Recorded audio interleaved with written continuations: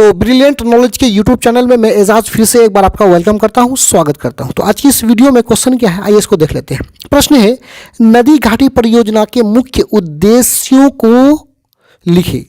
यानी नदी घाटी परियोजना का क्या उद्देश्य है, क्या मकसद है, क्या टारगेट है, इस बात को हमें लिखना है। तो उद्देश्य तो लिखना है कि हम नदी घाटी परियोजना को क्यों बनाते हैं, उसका क्या उद्देश्य है, इस बात को तो उत्तर में बताना है, क्लियर है।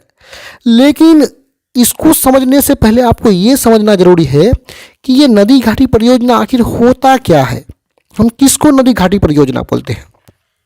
तो देखिए या समझिए, जब बड़े बड़े नदियों में बांध बनाकर, बड़े बड़े नदी हैं इस तरह से नदी बहती है, उसके बाद नदियों में बड़े बड़े बांध बांध करके इसके पानी को रोक लिया जाता है और इस पानी का उपयोग हम लोग बिजली उत्पादन में करते हैं, सिंचाई मतलब खेतों में पानी पटाने के लिए करते हैं, ठीक है।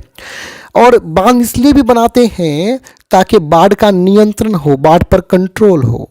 तो इसी बांध को बनाना ही नदी घाटी परियोजना कहते हैं। तो इस नदी घाटी परियोजना को बनाने का उद्देश्य बहुत सारे हैं ना। इस नदी घाटी परियोजना, इस बांध को बनाने पर हमें क्या, हम बाढ़ से बच जाते हैं, यानी पानी को यहाँ पर रोक लिया जाता है बरसात में, तो इधर पानी नहीं आने पर बाढ़ से बच जाता है, ठीक है। दूसरा, इससे बिजली उत्पादन करते हैं, दूसरा उद्देश्य ये है। इस तरह से कई उद्देश्य हमें मिलते हैं, इन्हीं उद्देश्यों को हमें बताना है। तो देखिए उत्तर में, नदी घाटी परियोजनाओं के मुख्य उद्देश्य निम्नलिखित है, मतलब नीचे लिखा हुआ है।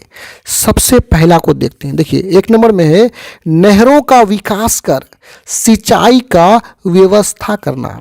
यानी देखिए नदियों पर जब बड़े बड़े बांध बांध दिए जाते हैं और पानी को यहाँ रोक लिया जाता है, तो साइड से नहर निकाल करके खेतों का सिंचाई किया जाता है, खेतों में पानी डाला जाता है, ठीक है। सिंचाई करना मतलब खेतों में पानी डालना।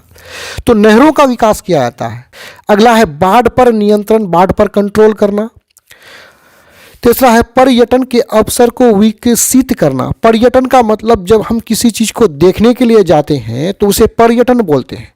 तो नदियों पर जब बड़े बड़े बांध बांधेंगे तो उसकी सुंदरता को देखने के लिए लोग आएंगे, तो इसी को पर्यटन बोलेंगे। तो पर्यटन के अवसर यानी मौका का विकसित किया जाए, उसे अच्छा किया जाए। आगे देखिए, परिवहन के लिए जल मार्ग का विकास। परिवहन मतलब एक जगह से दूसरे जगह जाने के लिए जल मार्ग का विकास करना। जल मार्ग उसको बोलेंगे जब हम जल के माध्यम से एक जगह से दूसरे जगह जाते हैं, तो उसे जल मार्ग बोलेंगे, ठीक है। नदियों में जब बांध बना करके पानी को रोक लिया जाता है, तो इस प्रकार पानी के माध्यम से एक जगह से दूसरे जगह हम जा सकते हैं, जिसे जल मार्ग बोलेंगे। आगे देखिए, जल विद्युत का उत्पादन करना। यानी जल से जो विद्युत, जल से जो बिजली का उत्पादन करेंगे उसे जल विद्युत बोलेंगे। तो अंतिम जो उद्देश्य है वो क्या है, जल विद्युत का उत्पादन करना। आदि इसलिए लिखे हैं, इसके अलावा भी कई उद्देश्य हैं, जैसे मत्स्य मछली पालन करना, और भी कई उद्देश्य हैं। तो यहाँ पे ये वीडियो समाप्त होता है। धन्यवाद।